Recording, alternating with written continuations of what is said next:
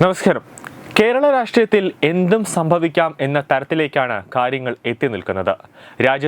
രാജ്യത്തെ ഓരോ സംസ്ഥാനം പിടിച്ചെടുക്കുന്ന BJPയിലേക്ക് അനുദിനം CPM നേതാക്കളും അതോടൊപ്പം തന്നെ കോൺഗ്രസിൽ നിന്നുമുള്ള നേതാക്കൾ BJPയിലേക്ക് എത്തി അംഗത്വം സ്വീകരിക്കുന്നുണ്ട്. നമുക്കറിയാം, രാജീവ് ചന്ദ്രശേഖർ BJPയുടെ അധ്യക്ഷനായിട്ടെത്തിയ അന്നു മുതൽ നാനാഭാഗങ്ങളിൽ നിന്നുമുള്ള വ്യക്തികളുമായി ഒരു ആശയവിനിമയം നടത്തുന്നുണ്ട്.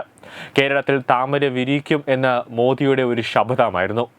ദേശീയ നേതൃത്വത്തിന്റെ ഓരോ നീക്കങ്ങളും ഓരോ നിർണായകമായ ചുവടുവെപ്പുകളും കേരളത്തിൽ BJPക്ക് താമരയുടെ വിത്തുപാകാൻ ഗുണം ചെയ്തു. BJPയുടെ അടുത്ത ലക്ഷ്യമെന്ന് പറയുന്നത് കേരളത്തിൽ തന്നെ അധികാരത്തിൽ വരിക എന്നതാണ്.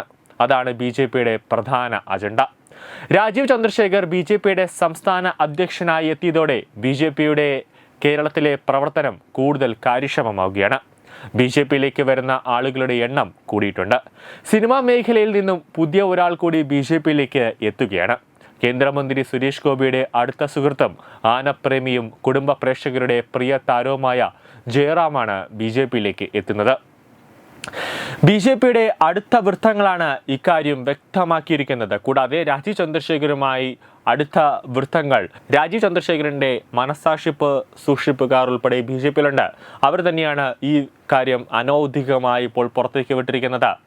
നിലവിൽ ചെന്നൈയിലാണ് ജയറാം ഇപ്പോൾ താമസിക്കുന്നത്. ജയറാമിൻ്റെ മകൻ കാളിദാസ് ജയറാമിൻ്റെ വിവാഹമൊക്കെ കഴിഞ്ഞു. അതിനുശേഷം ഇവർ ജയറാമും ഭാര്യയും ഉൾപ്പെടെ കുടുംബസമേതമായിട്ട് പെരുമ്പാവൂരിൽ താമസിക്കാനായിട്ട് ഒരു നീക്കം അവിടെ നടത്തുന്നുണ്ട്. അതുകൊണ്ട് തന്നെ BJPയിൽ കേന്ദ്രീകരിച്ചുകൊണ്ട് ജനങ്ങളെ സേവിക്കാനുള്ള ഒരു നീക്കമാണ് ജയറാം ഇപ്പോൾ നടത്തുന്നത്. താരം സിനിമയിൽ നിലവിൽ വളരെ സെലക്റ്റീവ് വിഷയം മാത്രമാണ് തിരഞ്ഞെടുത്ത് അഭിനയിക്കുന്നത്. എന്തായാലും ഇത്രയും നാൾ സിനിമയിൽ അഭിനയിച്ചു. ഇനി വേണ്ടത് കേരളത്തിലെ ജനങ്ങൾക്ക് വേണ്ടിയുള്ള പ്രവർത്തനമാണ്. അതിൻ്റെ ഭാഗമായാണ് രാഷ്ട്രീയത്തിൽ ഇറങ്ങാമെന്ന തീരുമാനത്തിൽ എത്തിയിരിക്കുന്നത്. കോൺഗ്രസിനേക്കാളും കമ്മ്യൂണിസ്റ്റിനേക്കാളും എന്തുകൊണ്ട് BJPയിൽ ചേരുന്നതാണ് നല്ലത് എന്ന കാഴ്ചപ്പാടാണ് ജയറാമിനെ BJPയിലേക്ക് അടുപ്പിക്കുന്നത്. കാരണം മോദി പറയുന്നതും ചെയ്യും, അക്കാര്യത്തിൽ യാതൊരു സംശയം വേണ്ട. അതുകൊണ്ട് തന്നെ രാഷ്ട്രീയത്തിലേക്ക് ചേക്കേറണം എന്ന ചിന്ത വന്നപ്പോൾ തന്നെ സുരേഷ് ഗോപിയുമായി ഇക്കാര്യത്തിൽ ചർച്ച നടത്തിയിരുന്നു. ജയറാം സിനിമയിൽ കാണുന്ന ഒരു വ്യക്തിയല്ല ജീവിതത്തിൽ. അദ്ദേഹത്തിന് ജീവിതത്തിൽ വ്യക്തമായ രാഷ്ട്രീയമുണ്ട്. ജയറാമിന് അമിത വിനയമാണെന്ന് സോഷ്യൽ മീഡിയയിൽ പരക്കെ ഒരു സംസാരമുണ്ട്. ഒരു രാഷ്ട്രീയക്കാരന് ഏറ്റവും കൂടുതൽ കാര്യമൊന്നാണ് വിനയം. അതാണ് രാഷ്ട്രീയക്കാർക്ക് ഏറ്റവും. ഇപ്പോൾ രാഷ്ട്രീയക്കാർക്ക് മാത്രമേ വിനയം പാടുള്ളൂ എന്നൊന്നുമില്ല. മനുഷ്യനായാൽ നമ്മെക്കാട്ടി മുതിർന്ന ഒരു വ്യക്തിയെ കാണുമ്പോൾ നമ്മൾ സ്വാഭാവികമായി വിനയം കാണിക്കാറുണ്ട്. അതൊരു ബഹുമാനമാണ്, അതൊരു സംസ്കാരമാണ്. അദ്ദേഹത്തിന് നിൽക്കേണ്ടടുത്ത് നിൽക്കാനും ആരോട് എങ്ങനെ പെരുമാറണമെന്നും അദ്ദേഹത്തിന് നന്നായി അറിയാം. ഇത്തവണത്തെ നിയമസഭാ തെരഞ്ഞെടുപ്പ് സ്ഥാനാർത്ഥിയായി മത്സരിക്കാനുള്ള സാധ്യത കൂടുതലാണ്. അദ്ദേഹത്തിന് 2026 നടക്കുന്ന നിയമസഭാ തെരഞ്ഞെടുപ്പിൽ പെരുമ്പാവൂരിൽ നിന്ന് BJPയുടെ സ്ഥാനാർത്ഥിയായി മത്സരിക്കാനുള്ള സാധ്യത കൂടുതലാണ്. കോൺഗ്രസിലേക്കോ CPMയിലേക്കോ ഇപ്പോൾ ആളുകൾ പോകുന്നില്ല. എന്നാൽ എല്ലാവരും പോകുന്നത് BJPയിലേക്കാണ്. കാരണം BJPയുടെ ഭരണത്തോട് ആകൃഷ്ടരായാണ് ഈ പാർട്ടിയിലേക്ക് ആളുകളുടെ ഒരു ചേക്കേറ്റം തന്നെ ഉണ്ടാകുന്നത്. ഓരോ ദിവസം കഴിയുന്തോറും BJP വളരുകയാണ് ചെയ്യുന്നത്. എന്നാൽ ഇത് കണ്ടിട്ട് സഹിക്കാൻ കഴിയാത്ത അവസ്ഥയിലാണ് മറ്റു പാർട്ടികൾ. അതുകൊണ്ട് തന്നെ BJPക്കെതിരെ ദിനംപ്രതി എല്ലാ കഥകളുമായി പാർട്ടിക്കാർ തന്നെ രംഗത്തിറങ്ങുന്നുണ്ട്. പക്ഷെ അതൊന്നും BJPയുടെ ഒരു രോമത്തിൽ പോലും തൊടുന്ന മട്ട് ഇല്ല എന്നതാണ് യാഥാർത്ഥ്യം. ന്യൂസ് ഡെസ്ക് തത്തമൈ ന്യൂസ്.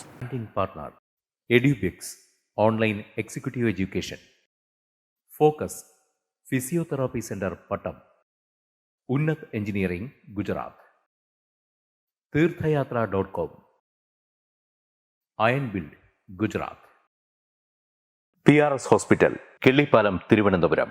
5 തലമുറകളായി നിങ്ങൾക്കൊപ്പം. തുമ്പമൺ ശ്രീ വടക്കുംനാഥൻ ക്ഷേത്രം, അമ്പലക്കടവ്, പത്തനംതിട്ട. ശ്രീമദ് സ്കന്ദപുരാണ മഹാസത്രം 2025 മെയ് 11 മുതൽ 18 വരെ. ബ്രഹ്മശ്രീ മുംബൈ ചന്ദ്രശേഖര ശർമ്മയുടെ മുഖ്യ കാർമ്മികത്വത്തിൽ മഹാഗണപതി ഹോമം, സ്കന്ദപുരാണ പാരായണം, മഹത് പ്രഭാഷണങ്ങൾ, പൂജഹോമാദികൾ, കലാസാംസ്കാരിക പരിപാടികൾ. സത്രയജ്ഞ കർമ്മങ്ങളിലേക്ക് എല്ലാ ഭക്തജനങ്ങളുടെയും സാന്നിധ്യവും സഹകരണവും സാദരം അഭ്യർത്ഥിക്കുന്നു. മഹാസത്രവേദിയിൽ മെയ് 18 പഴനി അരുൾമിക ദണ്ഡായുധപാണി സ്വാമി ദേവസ്ഥാന അർച്ചക സ്ഥാനികർ ശ്രീ സെൽവ സുബ്രഹ്മണ്യ ശിവശാരിയാരുടെ മുഖ്യ കാർമ്മികത്വത്തിൽ നടക്കുന്ന അതിശ്രേഷ്ഠവും സർവൈശ്വര്യദായകവുമായ സ്കന്ദഹോമം. സ്കന്ദമഹാപുരാണ സത്രത്തിന്റെ ആദിമധ്യാന്തമുള്ള സമ്പൂർണ്ണ തത്സമയ കാഴ്ച തത്വമയി നെറ്റ്വർക്കിൽ.